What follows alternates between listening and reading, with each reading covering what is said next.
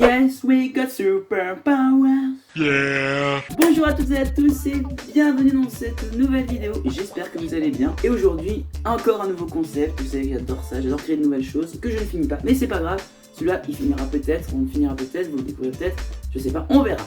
C'est parti. Alors, l'idée est extrêmement simple. J'ai tendance à avoir une pensée qui dit que tout peut être du développement personnel. On peut faire du lien avec absolument tous les éléments de notre vie pour progresser. C'est-à-dire, il y a un problème qui se passe dans notre vie, il existe forcément une solution qu'on a vue quelque part avec nos compétences passées, ce qu'on a vu à la télé, nos animés, nos passions, tout ça. On a moyen de faire des ponts entre tout. Et ce petit concept vous propose en fait de faire justement des liens random avec des fragments de vidéos, ce que vous voulez, et d'essayer d'en transformer ça en une espèce d'élément d'outil de développement personnel. Donc c'est un peu détourner l'usage original du média qu'on va regarder pour essayer de se l'approprier, de pouvoir se développer nous-mêmes et résoudre des problèmes de vie peut-être, ou juste parfois passer un bon moment en se disant qu'on a fait un lien sympa et que ça nous a motivés à avancer. Bon bref, c'est ça un peu le but. Aujourd'hui je vous propose de mater quelques extraits de l'épisode 880 de One Piece qui je trouve est assez pertinent sur une notion de développement personnel, sur de l'éducation de manière générale. Pour les plus tatillons d'entre nous qui crieraient naturellement au spoil, alors je vous rassure, il n'y a pas de spoil pour la simple et bonne raison que c'est des petits fragments. Au pire des cas, si vous connaissez, vous saurez à quel moment de l'anime nous sommes, après peut-être quel arc, tout ça. Mais il y a tellement peu d'éléments que vous découvrirez peut-être juste quelques personnages et vous ne saurez pas où exactement, dans quel contexte, niveau temporel ou c'est. Donc ne vous inquiétez pas pour ça, ça va bien se passer. Bien se passer, ne t'inquiète pas. Bref, c'est parti. Donc contextualisons la scène, une île se fait attaquer par des pirates. Classique, vous me direz. Ok. Comment vont se comporter le peuple de cette île? Est-ce qu'ils vont naturellement faire comme tous les peuples qui n'ont jamais pris les armes? Est-ce qu'ils vont subir cette attaque et pour le coup vont se retrouver démunis face à l'adversité? Vont maudire les pirates, vont implorer de l'aide? Ou est-ce qu'ils vont essayer de faire quelque chose ou pas?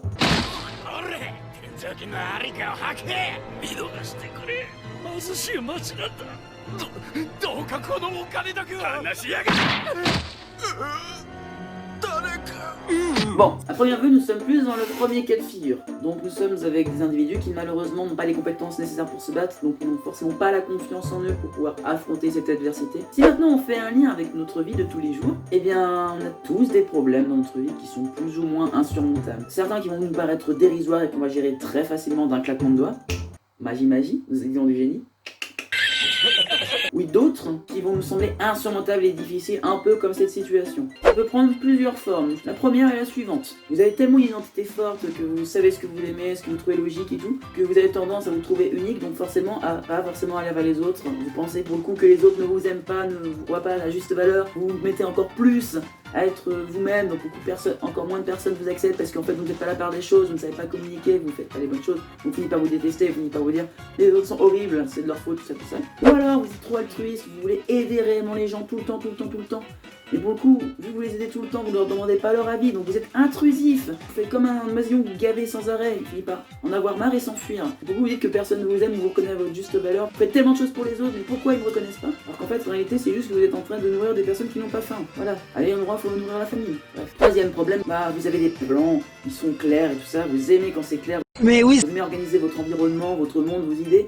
Mais, il y a du chaos dans mon extérieur, c'est horrible, il y a plein de choses que je n'ai pas prévues, ce petit grain de sable qui vient détruire mon horloge interne, qui vient détruire cette magnifique travail que j'ai fait. Donc beaucoup, vous êtes encore plus contrôlant, donc vous finissez par encore plus paniquer. Mais moi je veux faire l'amour. Donc être complètement en stress et vous dire que le monde c'est que du chaos et que le monde est là pour vous détruire. Ou alors vous êtes tellement libre, libertin, vous voulez aller partout, explorer toutes les possibilités du monde, voir ce qu'il y a à voir derrière le rocher à droite, voir ce qu'il y a derrière Gisèle, voir sous la culotte de Jean-Michel.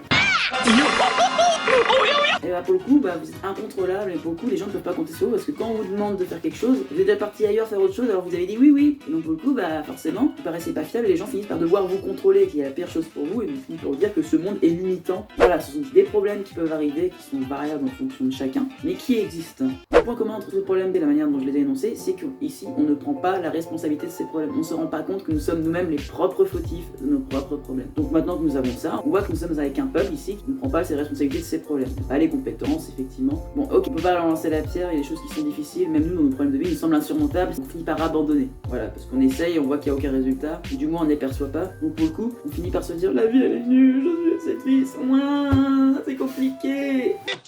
Et donc pour le coup, ils ont pas les mindsets peut-être pas les outils pour s'en sortir, donc ça semble être une situation désespérée. Donc comment faire? Eh bien heureusement il y a des personnages qui vont arriver, aider ces personnages. Mais comment vont-ils les aider justement? Est-ce qu'ils vont les aider en mode oisillon, ils vont juste les gaver, trucs comme ça? Ou beaucoup, ça va être des gens qui vont être dépendants, qui vont juste se retrouver à être sauvés de la situation mais qui ne sauront pas se défendre la prochaine fois. Ou alors, les personnes qui sont venues aider vont faire en sorte de leur apprendre comment se défendre pour que les prochaines fois ils soient capables de prendre les armes ou de se défendre par eux-mêmes. さあどうするゴミクズども死ぬか戦うか己の運命を選べ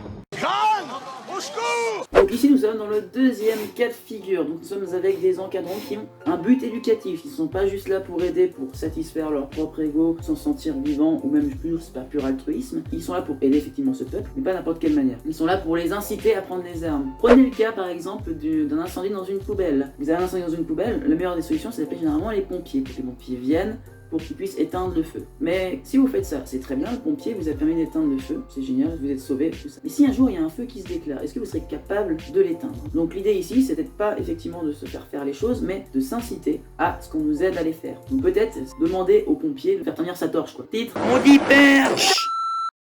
Évidemment, dans la réalité, laissez faire les pompiers leur travail, ils font très bien leur boulot, ils sont là pour éteindre le feu. S'il y a un feu, vous appelez les pompiers. Vous évacuez votre maison, faut pas non plus risquer sa vie bêtement, quoi. Mais vous avez compris un petit peu l'idée. Faire les choses à la place des gens, c'est bien qu'on veut être efficace et qu'on veut aller vite dans certaines situations. Mais ça ne rend pas service sur le long terme. Si les personnes rencontrent à nouveau leurs difficultés de vie, si quelqu'un vous résout toutes vos difficultés de vie qu'on a citées précédemment, c'est tant mieux, vous allez avancer, mais vous allez les reproduire parce que vous n'aurez peut-être pas compris comment vous-même les enrayer ou les résoudre. Ici, c'est intéressant parce qu'effectivement, on a cette dynamique où on incite les gens à prendre les armes, à faire par eux-mêmes. Donc ça, en soi, c'est un très bon point. Potentiellement, lorsque ça reviendra, ils sont peut-être plus à même d'affronter leurs problèmes. Bref, maintenant, comment vont se comporter nos éducateurs? Est-ce qu'ils vont laisser les personnes s'affronter leurs problèmes et donc beaucoup les laisser mourir potentiellement face aux coups de pirate, parce que sachant qu'il y a quand même un gros écart de niveau et que ce ne sont pas des guerriers? Ou alors, nos encadrants vont faire en sorte que les personnes puissent apprendre, donc se battre, sans qu'ils meurent. Donc en gros, en les protégeant des attaques qui pourraient potentiellement être mortelles. Donc leur offrir un cadre sécurisant et éducatif. Tiens mon fils, voici quelque chose qui te permettra de grandir. Tiens, prends ça. Ouah, merci beaucoup maman.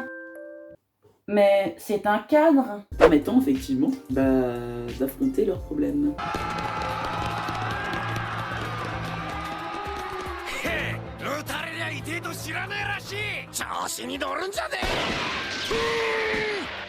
Donc oui, ils protègent, ils laissent leurs apprenants aller affronter le problème, mais ils sont là pour encadrer. Oh, regarde Harry, c'est un malaise 2000. Seulement faire en sorte que ça ne devienne pas dangereux. Si on prend la métaphore du pompier, c'est un petit peu comme si vous étiez en train d'essayer d'utiliser une torche, en fait, la torche Non, mais non, c'est pas ça. pour éteindre votre feu, et que le pompier était là avec une autre torche, Putain, non, ça y est, j'en ai marre.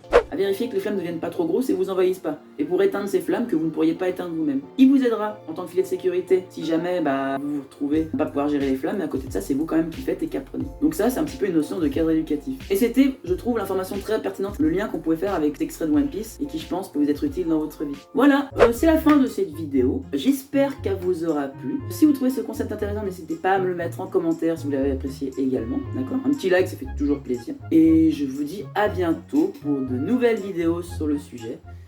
Et voilà. Abonne-toi.